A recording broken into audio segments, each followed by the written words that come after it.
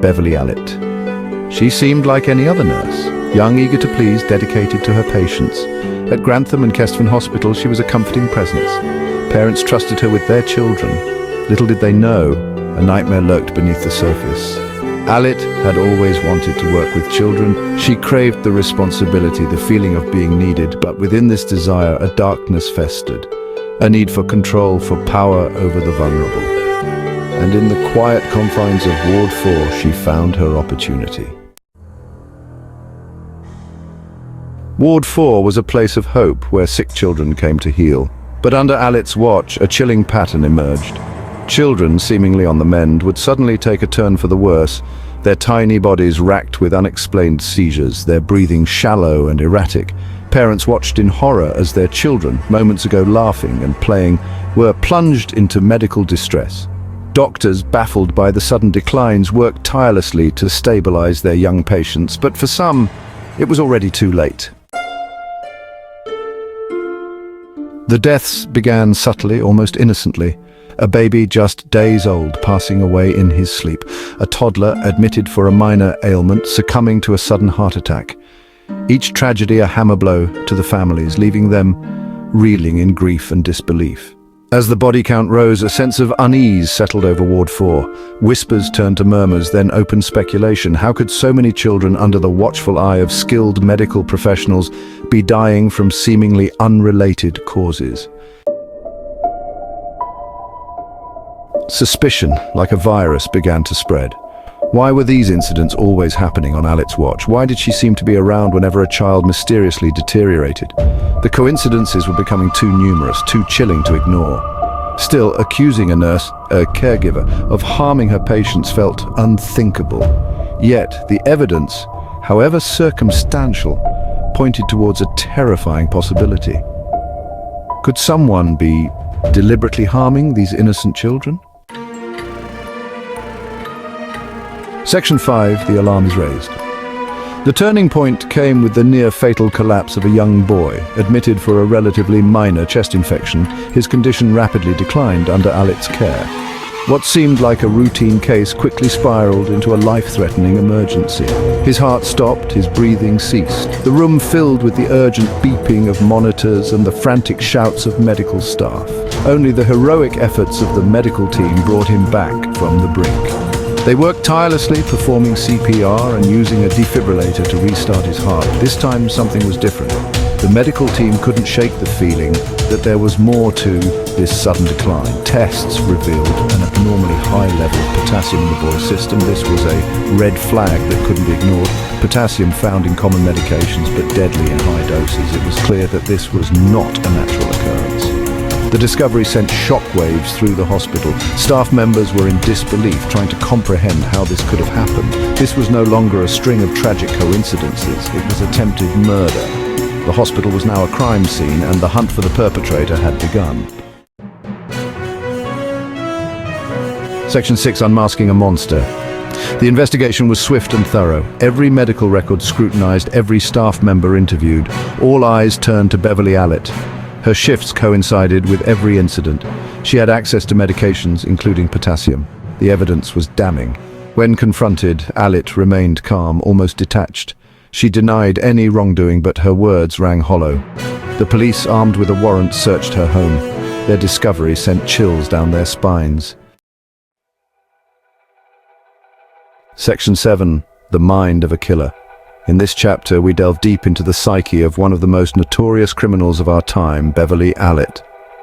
Her actions left a trail of devastation, and understanding her mind is crucial to comprehending the full extent of her crimes. Hidden amongst Allitt's belongings, investigators found a treasure trove of disturbing materials. These items provided a window into her twisted mind, revealing the dark thoughts that drove her to commit such heinous acts. Newspaper clippings detailing the children's deaths were meticulously collected, each one a grim reminder of her victims. These clippings were not just random pieces of paper, they were trophies, each representing a life she had taken. Medical textbooks with passages on poisons and their effects were found heavily annotated. These books were not for professional development, but rather a guidebook for her malevolent plans. The highlighted sections and notes in the margins showed a chilling level of premeditation, and most chillingly, a diary filled with rambling, often incoherent entries hinting at her dark desires and twisted fantasies. This diary was a disturbing chronicle of her thoughts, revealing a mind consumed by darkness and a desire to inflict pain. Psychiatrists brought in to assess Allitt struggled to understand the depths of her depravity. They pored over her writings and actions, trying to piece together the puzzle of her psyche. Despite their expertise, they found themselves at a loss, confronted with a level of evil that defied easy explanation. She displayed signs of Munchausen syndrome by proxy, a condition where a caregiver fabricates or induces illness in another for attention and sympathy. This diagnosis provided some insight into her behavior, but it was only part of the story. Munchausen syndrome by proxy is a mental illness where a caregiver fabricates or induces illness in another for attention and sympathy. In Allitt's case, this manifested in the most horrifying ways as she used her position of trust to harm those she was supposed to protect. But even this diagnosis felt insufficient to explain the sheer scale of her cruelty. The psychiatrists were left grappling with the realization that some aspects of human behavior might be beyond their understanding. Allitt's actions were a stark reminder of the potential for darkness within the human mind, a darkness that can sometimes defy explanation. Section 8. Justice is served. The trial was a media frenzy. The nation watched in horror as the details of Allitt's crimes unfolded. Parents of the victims, their faces etched with grief and anger, listened as prosecutors laid bare the nurse's chilling actions. The jury's verdict was swift and unanimous: guilty. Allitt was convicted on 4 counts of murder, 3 counts of attempted murder, and causing grievous bodily harm. The judge, calling her actions wicked and calculated, sentenced her to 13 life sentences, ensuring she would never harm another child.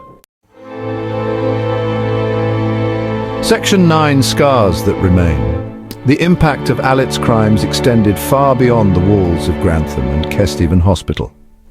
The community, once a place of trust and security, was left shaken to its core.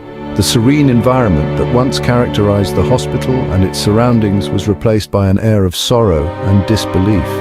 The very fabric of the community was torn apart, leaving scars that would take years to heal. The community, once a place of trust and security, was left shaken to its core. The sense of safety that parents felt when bringing their children to the hospital was shattered.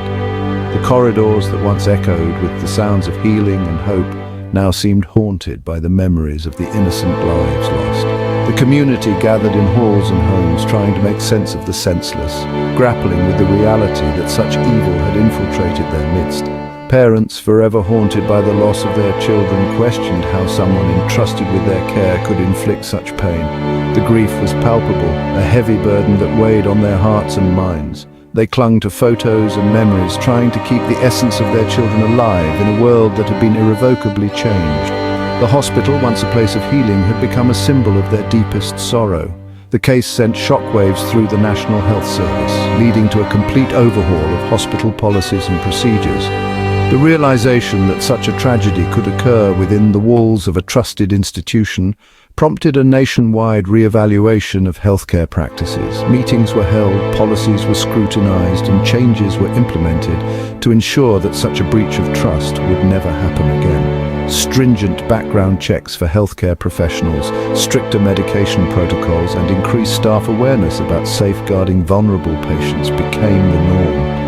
The healthcare system was forced to confront its vulnerabilities and take decisive action to protect those in its care. Every aspect of patient care was re-examined, from the hiring process to the daily routines of medical staff. And increased staff awareness about safeguarding vulnerable patients became the norm. Training sessions were conducted to educate healthcare professionals on the importance of vigilance and the signs of potential abuse. The focus shifted to creating a culture of accountability and compassion, where the well-being of patients was the top priority.